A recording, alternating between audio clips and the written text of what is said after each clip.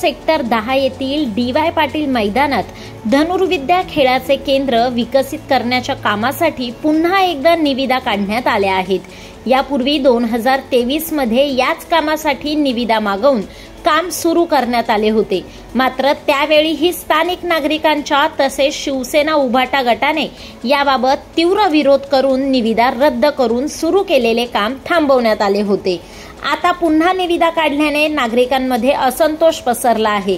या विरोधात ठाकरे गटाने आज तुर्भे विभाग कार्यालयासमोर नागरी आंदोलन केले। यावेळी सर्वपक्षीय नेते व नागरिक उपस्थित होते। मैदान वाचवा, आर्चरी केंद्र होऊ देणार नाही अशा घोषणा यावेळी देण्यात आल्या। कैलासवासी डी.वाय. मास्टर सेक्टर 10 येथील जे मैदान 2023 पासून पालिका प्रशासन तिथे आर्चरी केंद्र विकसित करू इच्छित आहे आणि त्यांनी निविदा काढून आणि ते काम देखील सुरू केलं होतं।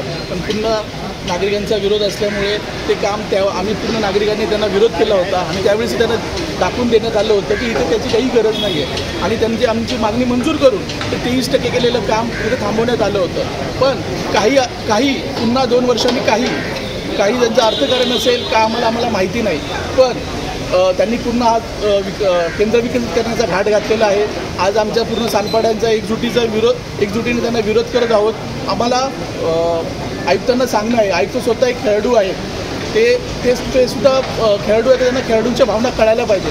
आपल्या सानपाड्याचे जे काही सांस्कृतिक कार्यक्रम होतात, आमच्या इथे आमच्या सानपाड्याची सेक्टर 10ची देवी तिथे बसली जाते, आमचे बरेचसे कार्यक्रम तिथे होतात। ते कार्यक्रम पुढे जाऊन करायचे कुठे? काल तुम्ही विधानसभेत पाहिले असतील, आपले माननीय कृषी मंत्री तिथे पत्ते खेळत होते मोबाईलमध्ये। तर त्यांची अशी पूर्ण मला अशा प्रशासनाला अशी विनंती आहे की त्यांना सगळ्यांना असं काही मुलांनी घरी जाऊन रमी खेळावी का? मैदान सगळे गेल्यानंतर आज मुंबईला एकही मैदान शिल्लक राहिलं नाही खेळण्यासाठी। आता नवी मुंबईमध्ये पण तोच घाट घातला जातोय का? आणि याच्यामागे कोण जबाबदार आहे? त्या अधिकाऱ्यांना सुद्धा कारवाई करण्यात यावी। आणि जर नाही थांबवण्यात आलं तर इथून पुढे जो मोठं होणारं आंदोलन हे खूप मोठ्या स्वरूपाचं असेल। काय आपण उपोषण करू किंवा आयुक्तांच्या दालनाच्या बाहेर जाऊन आम्ही तिथे जाऊन आम्हाला क्रिकेट किंवा रमी खेळण्याचं तिथं आम्हाला करावं लागेल। तर आमची तुमच्या सर्वांच्या वतीने माझी पुन्हा एकदा माननीय आयुक्तांना विनंती आहे की हे जी निविदा रद्द करण्यात यावी तुर्तास। जय हिंद, जय महाराष्ट्र। नमस्कार। नवी मुंबई महानगरपालिकेने जो आर्चरी प्रकल्पाचा घाट या सेक्टर 10 सानपाडा विभागातील काही डी.वाय. पाटील मैदानात घातलेला आहे, त्या मैदानाला बहुतांश स्थानिक नागरिकांचा विरोध आहे आणि हा विरोध फक्त नागरिकांचा नसून सर्वपक्षीय आहे, सर्व नागरिकांचा आहे, सर्वसामान्य लोकांचा आहे।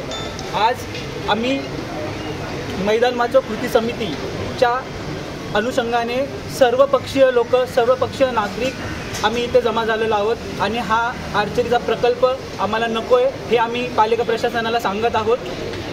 जर हा प्रकल्प इथे झाला तर जवळपास इथे 2 ते 3 हजार सामान्य कुटुंबातील नागरिक इथे राहतात। प्रत्येक घरातील एक मुलगा जरी आपण धरला तरी जवळपास 2 ते 3 हजार मुलं होतात आणि त्या मुलांनी खेळायला जायचं कुठे? एक सामान्य प्रश्न आहे आमचा, त्या मुलांनी खेळायला जायचं कुठे?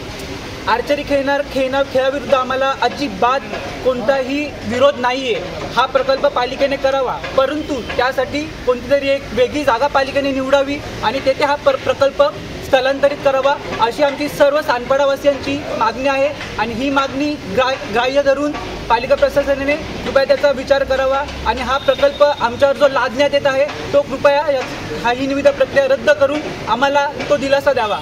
धन्यवाद।